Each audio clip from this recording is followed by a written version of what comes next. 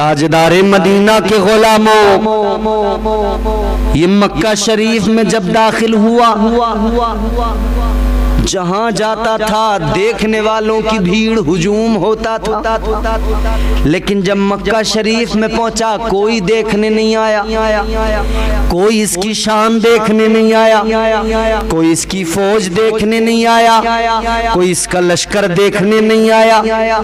ये बड़ा हैरान हुआ, कहने लगा ये कौन सी जगह है, कोई नहीं आया मेरी शान देखने के लिए, कोई नहीं आया मेरा खैर मकदम करने के लिए, कोई नहीं आया मेरा इस्तकबाल करने के लिए। कहने लगा ये कौन सा मकाम है, क्या वजह है। इसके मुशीरों ने वजीरों ने बताया, ऐ बादशाह इस जगह का नाम है मक्का शरीफ। का फिर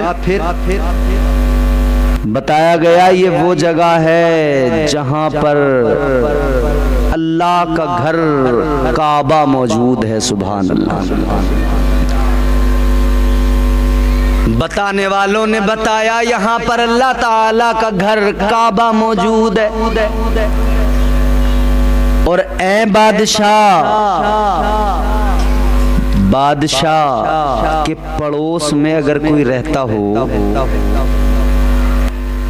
उसके अंदर कोई एटीट्यूड उसका होता है कि नहीं होता है। बादशाह के पड़ोस में अगर किसी का घर हो, दिल्ली में जहां पीएम साहब रहते हैं, समझ रहे हो, साउथ दिल्ली में प्राइम मिनिस्टर साहब, उनके आसपास में एरिया में कहीं कोई आदमी अगर रहता हो तो वो बड़े फख्र के साथ बताता है ना लोगों को, मैं फलां जगह रहता हूँ जहाँ तमाम वज़ारा रहते हैं, मिनिस्टर्स रहते हैं, पीएम साहब रहते हैं, वहाँ रहता हूँ। अकड़ अलग ही, एटीट्यूड अलग ही, तकब्बुर तो आ ही जाता है ना। मियाँ बादशाह के पड़ोस में रहने वाले का जब ये हाल हो तो जो अल्लाह के घर के पड़ोसी हों उनका हाल क्या होगा। वजीरों ने बताया बादशाह तू जितना लश्कर जितनी फौज लेके आया है, इतने लोग तो यहाँ पर आते ही रहते हैं क्योंकि यहाँ खाना-ए खुदा है। सारी दुनिया से लोग इकट्ठे होकर जमा होकर यहाँ आते हैं, काबे का तवाफ करते हैं। तो तेरे साथ में ये जो लोग आए हैं, जो लश्कर आया है, इनकी नजर में कोई हैसियत नहीं रखता, तेरी कोई औकात इनकी नजर में नहीं है। इतना सुना तो बादशाह को गुस्सा आ गया, आग बगूला हो गया, गुस्से में लाल पीला हो गया। कहने लगा अगर बात ऐसी है तो सुनो, काबे की वजह से अकड़ रहे हैं, काबे की वजह से मेरी शान नहीं देख रहे, काबे की वजह से ये गुरूर है ना। कहने लगा मैं काबे को मिसमार कर दूंगा, तोड़ दूंगा, गिरा दूंगा, आग लगा दूंगा, माज़ल्लाह सुम्मा माज़ल्लाह। इसने जैसे ये कहा ना मैं काबे को तोड़ दूंगा, मिसमार कर दूंगा, बस ये इसने कहना था और फिर अल्लाह का अज़ाब आ गया, बीमार हो गया, सर में दर्द इतना खतरनाक, इतना शदीद कि सुकून ही नहीं मिलता। बीमारी ऐसी हो गई कि हकीम आते हैं, देखते हैं, समझ में नहीं आती, कानों से खून आने लगा, नाक से खून आने लगा, आंखों से खून आने लगा। हकीम आते हैं, देखते हैं, बीमारी समझ में नहीं आती। हकीमों ने देखा, तबीबों ने देखा, हाथ खड़े कर दिए, कहा बादशाह तेरी बीमारी ऐसी है कि हमें इसका इलाज ही नहीं मालूम। कहते हैं ला इलाज बीमारी है, कोई इलाज नहीं है इसका, इसकी कोई दवा हमारे पास नहीं है तेरी बीमारी को अच्छा करने के लिए। सारे हकीमों ने, सारे तबीबों ने इनकार कर दिया, सबने मना कर दिया। एक बड़ा तजुर्बेकार हकीम, बड़ा पुराना तजुर्बेकार हकीम आया, आके कहने लगा बादशाह, तेरी बीमारी का इलाज, दवाई तो कोई नहीं बनी इस बीमारी के इलाज के लिए, अलबत्ता इतना कर किसी से अपने लिए दुआ जरूर करा ले। हकीम साहब कहने लगे, तेरा जो मर्ज है वो अलग है, तू दवाओं में उसका इलाज ढूंढ रहा है, दवाओं में नहीं मिलेगा, दुआ करा अपने लिए, दुआ दुआ दुआ दुआ। एक दरवेश को बुलाया गया, कहा जरा दुआ कर दीजिए, बादशाह बड़ा बीमार है। दरवेश ने आकर देखा, चुके निगाहे वली में वो तासीर देखी, बदलती हजारों की तकदीर देखी। अल्लाह वाले तो समझ लेते हैं मामला क्या है। फरमाने लगे, ये बता बादशाह, क्या तूने कोई ऐसा गलत इरादा किया था काबे के ताल्लुक से या इस अमन वाले प्यारे शहर के ताल्लुक से, जिसकी वजह से तुझसे अल्लाह नाराज हो गया? इसे फिर ख्याल आया, हाँ मैंने काबे को तोड़ने की, मिसमार करने की बात कही थी। कहा हाँ, इरादा तो किया था, नियत तो की थी। अल्लाह वाले ने फरमाया, तौबा कर ले, परवरदिगार की बारगाह में गिड़गिड़ा के रो के मुआफी मांग ले। ये बीमारी जिस्मानी नहीं है, दवाई कोई काम नहीं करेगी, अल्लाह से दुआ कर ले, तौबा कर ले, गिड़गिड़ा के मुआफी मांग ले। अगर परवरदिगार की बारगाह में रोएगा, गिड़गिड़ाएगा, तौबा करेगा तो अल्लाह ताला तेरी तौबा को कबूल फरमाएगा, क्योंकि वो बड़ा करीम है, वो बड़ा रहीम है। जो उसकी बारगाह में हाथों को दराज करता है, जो परवरदिगार की बारगाह में गिड़गिड़ा के दुआ करता है, अल्लाह उसकी दुआ को कबूल फरमा लेता है। अल्लाहु अकबर। इसने बारगाह रब्बे जुल जलाल में हाथों को दराज किया, रो रो के अल्लाह की बारगाह में दुआ करने लगा, ऐ मेरे मौला, ऐ मेरे परवरदिगार बख्श दे, ऐ मौला मुझसे गलती हो गई मुआफ कर दे, ऐ मेरे खुदा, ऐ मेरे परवरदिगार मुझे बख्श दे। अल्लाह ताला की बारगाह में रोकर गिड़गिड़ा कर जब इसने तौबा की, परवरदिगार ने तौबा को कबूल फरमाया, क्योंकि अल्लाह का करम ही ऐसा है, अल्लाह की अता ही ऐसी है। वो नवाजने पे आए तो नवाज दे जमाना, वो नवाजने पे आए तो नवाज दे जमाना, वो करीम ही जो ठहरा तो करम का क्या ठिकाना।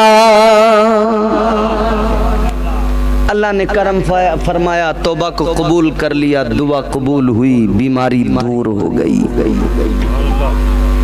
परवरदिगार का करम हुआ, मरज खत्म, बीमारी खत्म, किसी दवा की जरूरत नहीं पड़ी। जब मर्ज अच्छा हो गया, अब इसने क्या किया,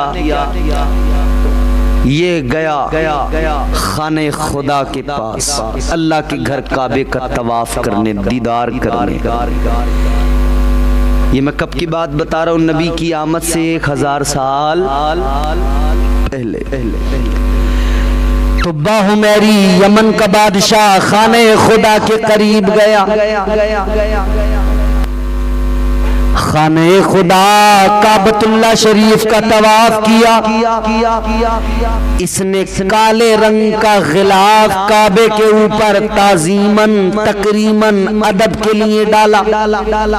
सबसे पहले काबे पे गिलाफ इसी बादशाह ने ब्लैक कलर का डाला, काले रंग का, काबे की ताजीम और तकरीम के लिए।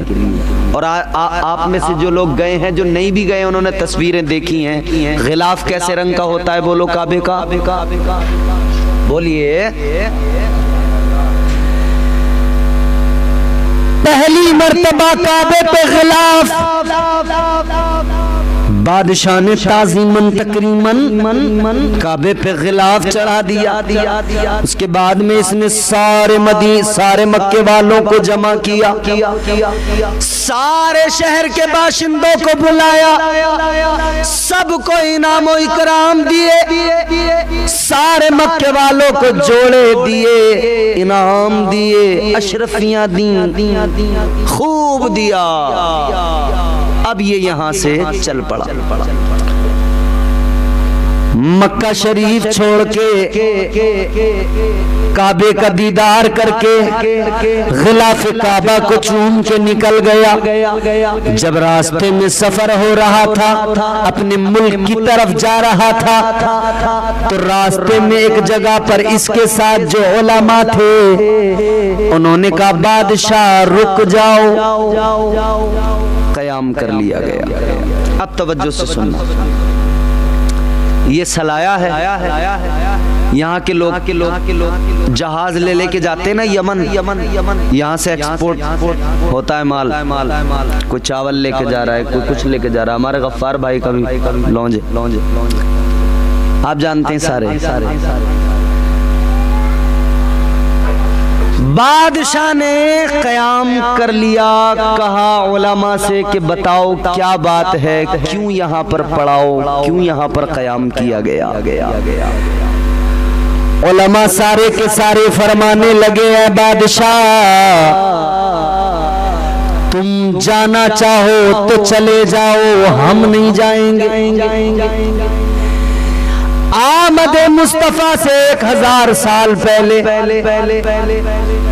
बादशाह के साथ में जो उलमा पे कहने लगे बादशाह हम नहीं जाएंगे, का क्या बात है। लोग वो उलमा कहने लगे बादशाह जिस जगह पे हम हैं आज ये सारा का सारा रेगिस्तान बंजर नजर आता है, सहरा नजर आता है, मगर बादशाह सुन लो एक वक्त आएगा, हमने किताबों में पढ़ा है, एक जमाना आएगा यहाँ पे एक शहर आबाद होगा, उसका नाम यसरब होगा, फिर अल्लाह के आखिरी रसूल कदम रखेंगे और वो अपने कदमों की बरकत से यसरब को मदीना बना देंगे। महबूबे खुदा आएंगे, आखिरी रसूल आएंगे, अल्लाह के महबूब आएंगे।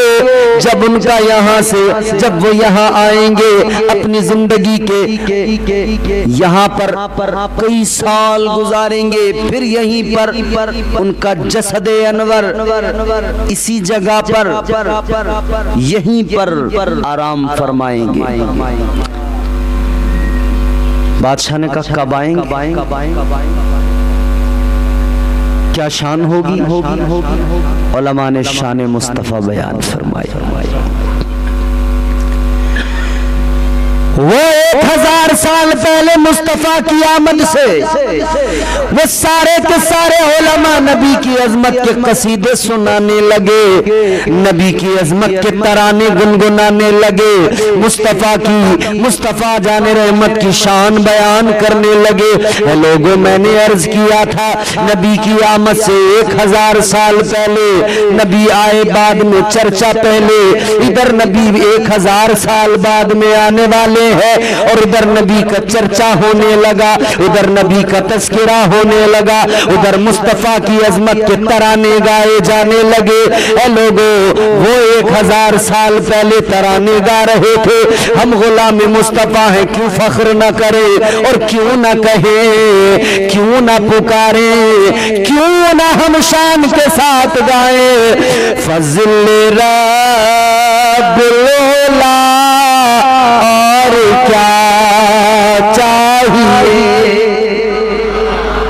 अच्छा क्या ही अच्छा हो अगर आप भी गुनगुनाएं हुजूर की अजमत के तराने गाएं। जरा मेरे साथ मिल के लह के पढ़िए। फज़ल रब्बुल औला और क्या चाहिए, फज़ल रब्बुल औला और क्या चाहिए। मिल गए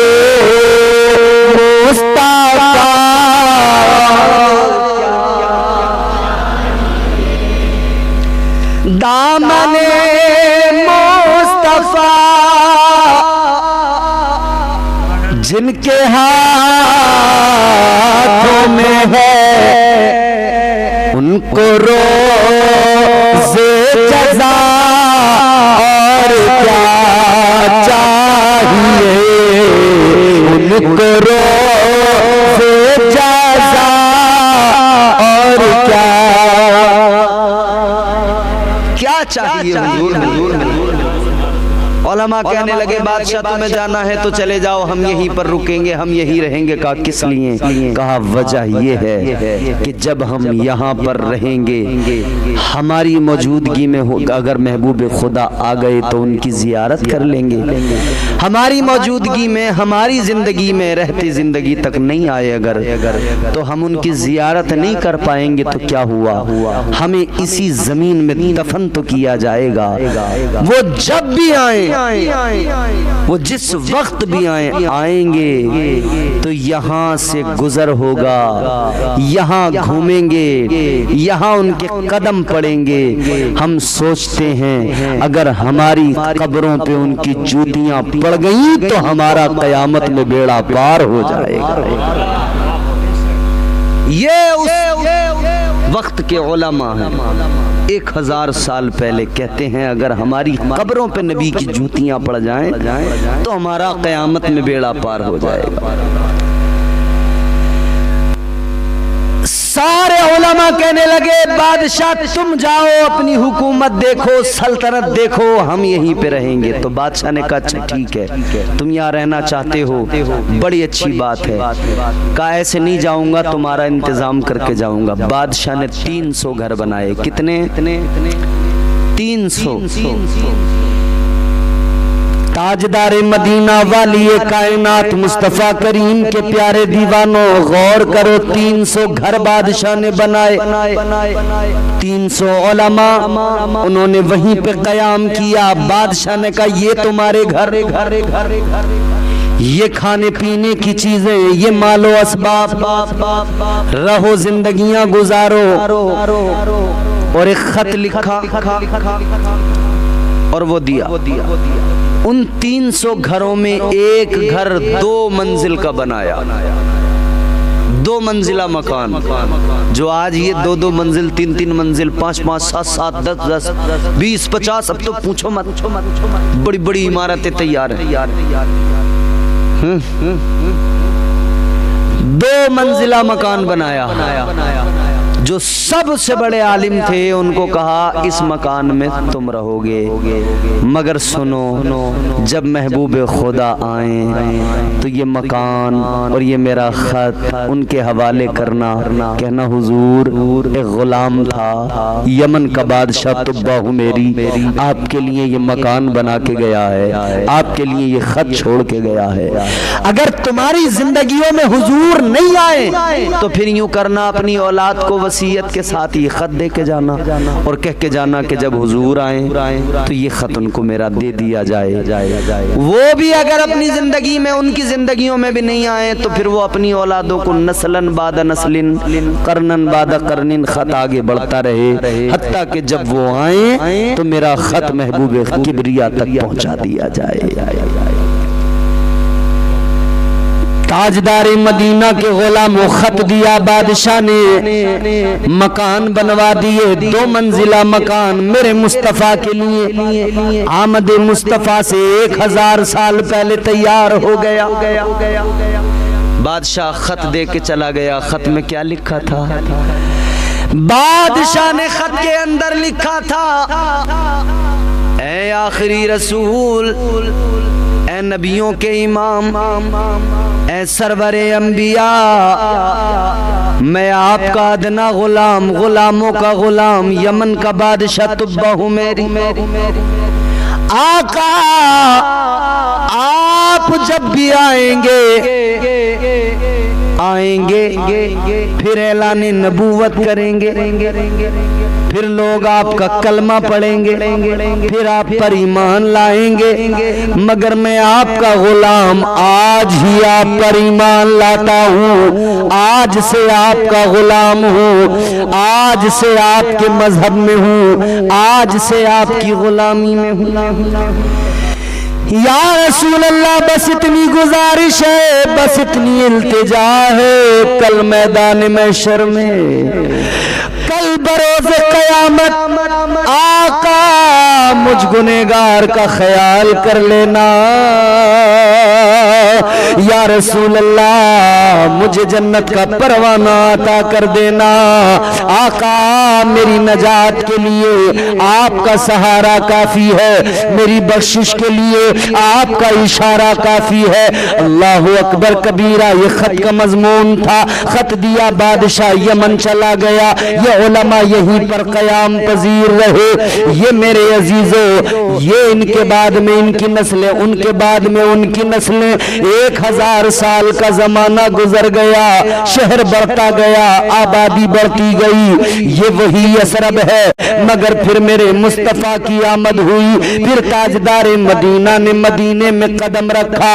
जब हुजूर मदीने में तशरीफ लाए, अल्लाह अकबर कबीरा, सारे मदीने में खुशी का माहौल है, हर तरफ नगमे गाए जा रहे हैं। तलाल बद्र अलैना की सदाएं बुलंद हो रही है, बच्चियां दफ बजा बजा कर आका की अजमत के कसीदे गुनगुना रही है। लोग छतों पे चढ़कर इंतजार कर रहे हैं, आका आने वाले हैं, महबूब खुदा आने वाले हैं। लोग उस रास्ते पे खड़े हैं जो रास्ता मक्के की जानिब से मदीना आता है, आका का इंतजार कर रहे हैं। अजीजा ने गिरामीउल कद्र, बिलाखिर वो वक्त भी आ गया, बिलाखिर वो वक्त वो घड़ी भी आ गई जब ताजदार मदीना तशरीफ लाए। अल्लाह अकबर कबीरा, गुलामों ने पलके बिछा दी, गुलामों ने सीने हाजिर कर दिए। या रसूल अल्लाह, ऐ ताजदार मदीना, हम आपके गुलाम हैं। एक आया कहने लगा, आका मैं सरदार हूँ मदीने का। या रसूल अल्लाह मेरा घर है, मेरे गरीब खाने में आप आराम कीजिए, आप कयाम कीजिए। आका आप आइए, मेरे घर में सुकूनत इख्तियार कीजिए। या रसूल अल्लाह मेरे घर में, या रसूल अल्लाह मेरे घर में कयाम फरमाइए। जो आता कहता आका मेरे घर में, आका मेरे घर में। मगर हुजूर ने फरमाया, ऐ मेरे गुलामों, ये जो मेरी ऊँटनी है ये खुद तय करेगी मुझे कहाँ जाना है, कहाँ कयाम करना है। ताजदार मदीना ने फरमाया, मेरी ऊँटनी की नकेल को छोड़ दो, जहाँ जाएगी वहीं पे कयाम होगा, जहाँ पे ये बैठ जाएगी वही घर हमारा मस्कन बनेगा। अल्लाह अल्लाह, ऊँटनी चलती गई, आशिकों के सीनों में दिल धड़कते रहे, सब मुंतजिर है ये ऊँटनी हमारे घर की तरफ आ जाए, हमारे घर में आकर रुक जाए। मगर वो ऊँटनी कहाँ गई? हजरत अबू अय्यूब अंसारी का 2 मंजिला मकान, ये वही मकान था 2 मंजिल वाला जो 1000 साल पहले यमन के बादशाह ने बनाया था और कहा था ये मकान मुस्तफा के लिए है। ऊँटनी ने कहीं और कयाम न किया, उसी घर के अंदर आका की ऊँटनी बैठ गई। हजरत अबू अय्यूब अंसारी का वो मकान, वहीं पे बैठ गई ऊँटनी।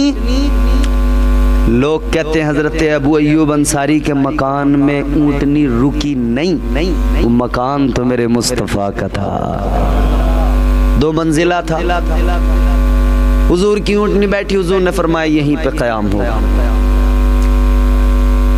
अबू अय्यूब अंसारी से मेरे आका ने फरमाया कि देखो, अगर मैंने ऊपर की मंजिल में क़याम किया, मेरे पास लोग आएंगे जाएंगे मिलेंगे, आना जाना होगा, आप घर वाले, आपके बच्चे, उनको परेशानी होगी, डिस्टर्ब होंगे, लिहाजा मैं नीचे की मंजिल में क़याम करता हूँ, तुम लोग ऊपर की मंजिल में क़याम करो।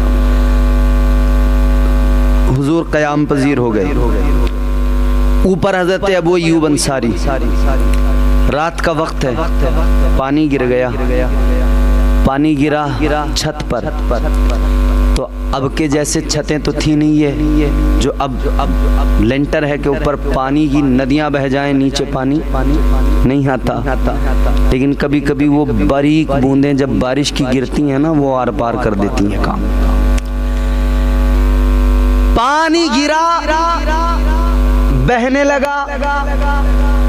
अब खौफ यह हो गया कि पानी अगर छत ने अपने अंदर जज्ब कर लिया तो फिर नीचे को टपकेगा, और नीचे हैं कौन? इमामुल अंबिया मुस्तफ़ा जाने रहमत। तो ख्याल आया कि ये टपका हुजूर को तकलीफ होगी। इतना भी गवारा नहीं कि एक पानी की बूंद टपक के हुजूर के ऊपर गिरे और हुजूर को परेशानी हो। जो अपने लिए रजाई कंबल ओढ़ने के लिए रखा था वो उस पानी पर डाल दिया। पानी को उस कंबल ने अपने अंदर जज्ब कर लिया। सारी रात हजरत अबू अय्यूब अंसारी और उनके बच्चे उसी कंबल पे सर लगा कर लेटे रहे। ठंड तो लगी मगर हुजूर को एक कतरा पानी तकलीफ पहुंचा दे ये उन्होंने गवारा नहीं किया। ये मुस्तफ़ा का अदब था, ये मुस्तफ़ा की ताज़ीम थी।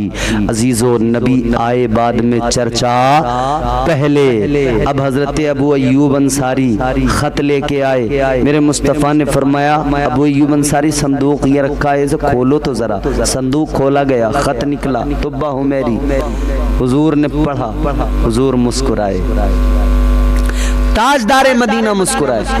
हजरत अबू अय्यूब अंसारी वो जो बड़े आलिम दीन थे जिन्हें बादशाह ने कहा था ये मेरा खत पहुंचाना, अपनी औलादों को वसीयत करते जाना, उनकी औलाद में से हजरत अबू अय्यूब अंसारी वो खत नस्लन बाद नस्लिन हजरत अबू अय्यूब अंसारी तक पहुंचा और उन्होंने आका की बारगाह में पेश कर दिया।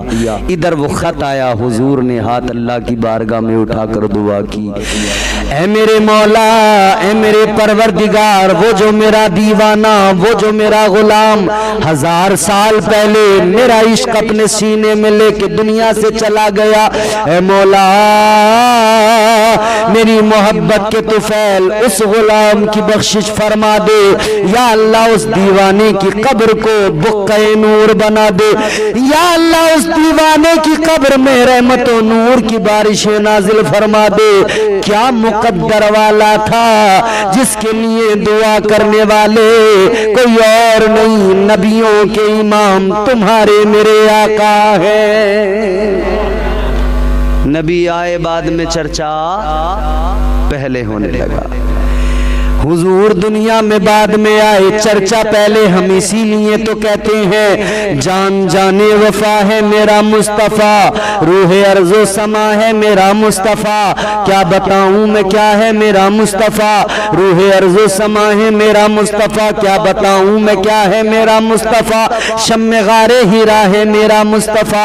साफ लिखा हुआ है ये कुरान में, ना तखय्युल तसव्वुर ना दीवान में। नूह आदम इब्राहीम और इमरान से इन्नल्लाह अस्तफा है मेरा मुस्तफ़ा। शीश की अजमतें सारी अपनी जगह, आगे देखो हिकायत मेरा मुस्तफ़ा।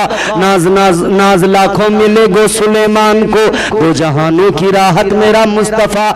राज राजों में थे वो खिजर के, अगर हर अमल की वजाहत मेरा मुस्तफ़ा। जिनके हाथों से मुर्दे भी जिंदा हुए, उस मसीह की बशारत मेरा मुस्तफ़ा। पीर की सुबह को आमिना के यहाँ हुई जिनकी विलादत मेरा मुस्तफ़ा।